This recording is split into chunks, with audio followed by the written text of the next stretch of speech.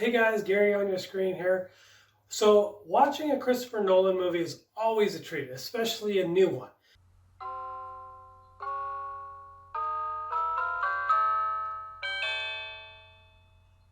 His few films before the Dark Knight trilogy, Memento and Insomnia, are exceptional films, and he only gets better with each film.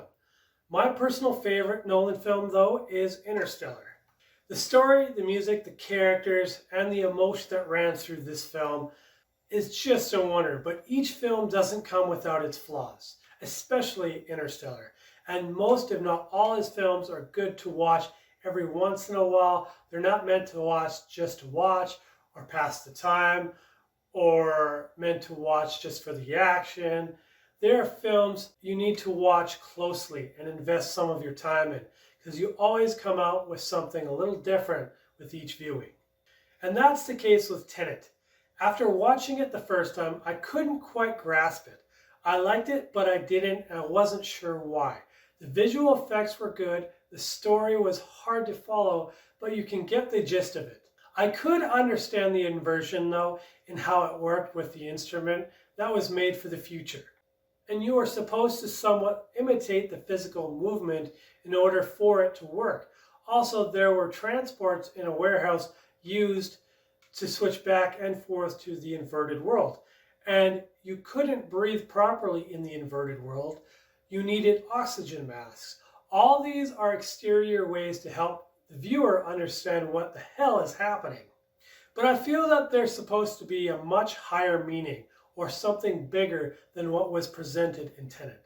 The visual effects, again, are pretty good, though not groundbreaking or awe-inspiring as Inception or Interstellar, but it's neat to see explosions suck itself back or implode.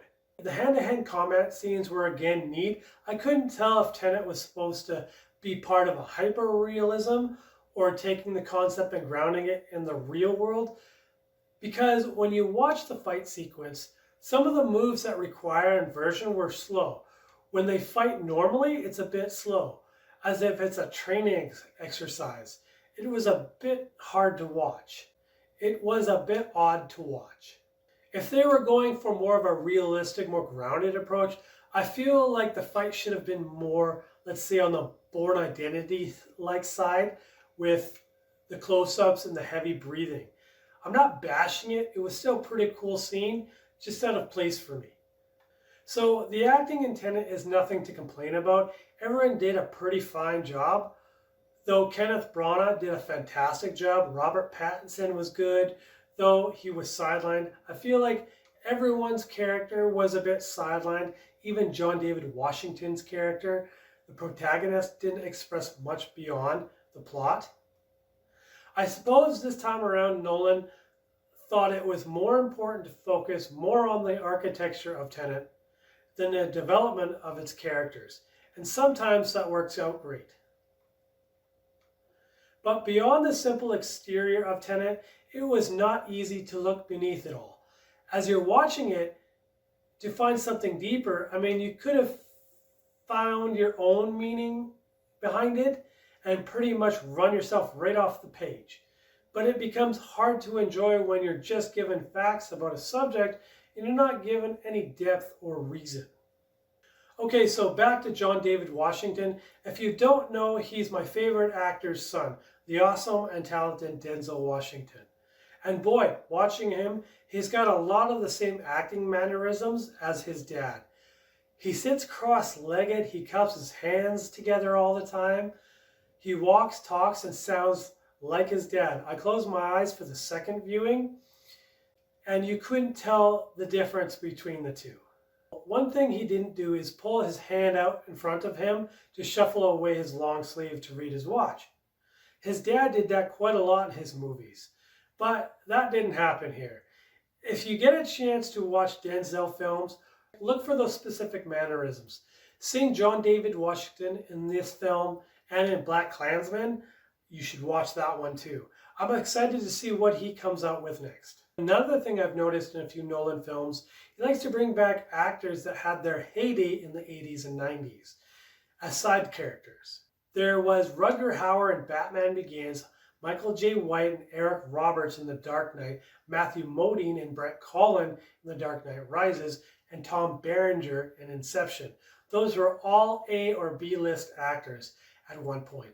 And even in Tenet, there's Martin Donovan and Kenneth Branagh. I just think it's a neat how he's able to utilize these actors to further the stories. Though I wasn't really fond of an overly jealous husband as the antagonist. It made me think this was a $200 million domestic violence film. To get back to the actual film, it has some confusing moments where there are characters talking to further the plot along, but we can barely hear them due to the score overshadowing. It happens several times where you're really trying to focus and either the characters are quiet or the music is too loud, you can't hear what they're saying. That's frustrating. I read in an article, and I'm paraphrasing here, that Nolan said he creatively chose those decisions on the music effects. Why? To conclude, I feel that this is a Nolan project that wasn't thoroughly thought out. It's very ambitious and there's plenty of things to like about it, but if you were to compare this film to other Nolan films, this would be on the bottom for sure. But I still admire his capability to make such risky, original, extravagant films. Even if it's not his best work, it's still better than 70% of the crap that's released out there. I'm sure there's still stuff that I've overlooked and didn't catch in my first few viewings, and I have every intention to watch it more times in the near future. And I'm going to recommend Tenet. Thanks for watching, and please share. If you agree or disagree, put a comment down below me.